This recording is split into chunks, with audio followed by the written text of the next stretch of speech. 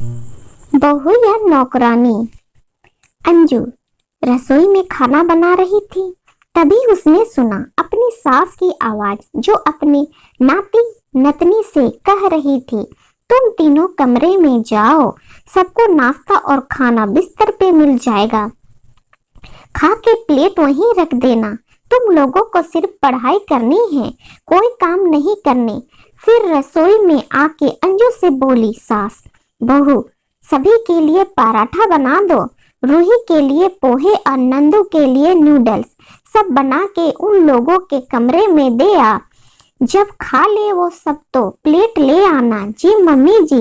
अंजू ससुराल आई थी। वैसे तो अपने पति के साथ रहती है, लेकिन कुछ महीने पे वो ससुराल आ जाती है। उसे ग्रामीण परिवेश अच्छा लगता था। शुरू से ही वो पली बढ़ी, हमेशा शहर में रही। शहरी भागम भाग से उसे चिढ़ होती, इसलिए गांव उसे आकर्षित करता। गांव में उसके ससुर और सास रहते थे।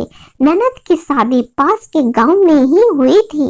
वैसे तो ननद की शादी को बहुत साल हो गए थे, लेकिन ननद महीने में 20 दिन मायके में ही रहती थी। 3 बच्चे थे उनके।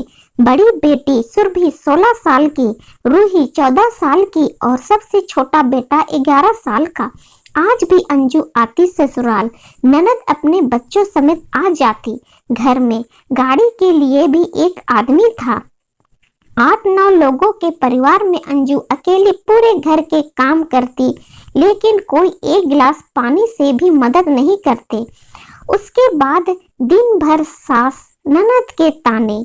अंजू के पति को अपने घर के सदस्य के बारे में भली भांति पता था, इसलिए वो हर बार अंजू को मना करता कि तुम मत जाओ, मेरे साथ चलना, फिर मेरे साथ ही आ जाना।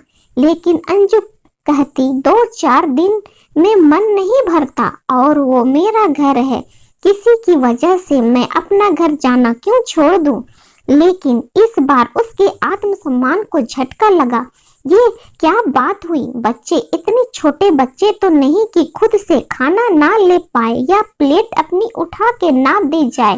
फिर सासू माँ का इस तरह से कहना, मैं क्या नौकरानी हूँ? इस बारे में सासू माँ से बात करनी होगी। शाम में वो सासू माँ के साथ आंगन में बैठी थी, तो उसने सोचा अभी बात कर लूं। उसने कहा, मम्मी जी, सभी बच्चे से आप कहे खाना खुद से ले और अपनी अपनी प्लेट खुद से साफ करे, नहीं तो रूही को बोलिए वो अपने भाई बहन का प्लेट साफ करके रखे।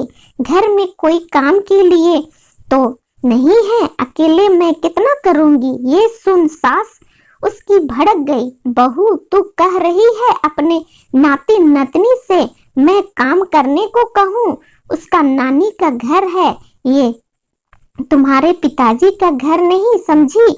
होश में रह के बात कर। अपने घर तो वो काम नहीं करते, यहाँ क्यों करेंगे? लेकिन मम्मी जी, बच्चे तो थोड़ा थोड़ा सब सीखना चाहिए ना। अंजू ने धीमे से कहा, तू अब मुझे सिखाएगी? तू सबकी दादी क्यों बन रही है? अपने काम कर। सास ने अपने तेवर दिखाते हुए कहा। अंजू थोड़ा धीरे लेकिन कठोर स्वर में बोली, ठीक है मम्मी जी, आपको जैसा रहना है रहिए, लेकिन मैं आपके घर की बहू हूँ, नौकरानी नहीं। जितने काम मुझसे होंगे उतने ही करूँगी, किसी के पीछे नहीं लगी रहूँगी। ना ही सबके लिए अलग अलग नाश्ता खाना बनाऊंगी, एक ही तरह का नाश्ता बनेगा। जिनको खाना है खाए, वरना अपने से बनाए। ये मेरा घर है, इसलिए मेरा काम क्या है मुझे बताने की जरूरत नहीं है। सास अपना सा मुंह लेकर उसको देखती रह गई। हमारी ये स्टोरी आप लोगों को अच्छा लगा तो लाइक, शेयर और सब्सक्राइब कीजिए।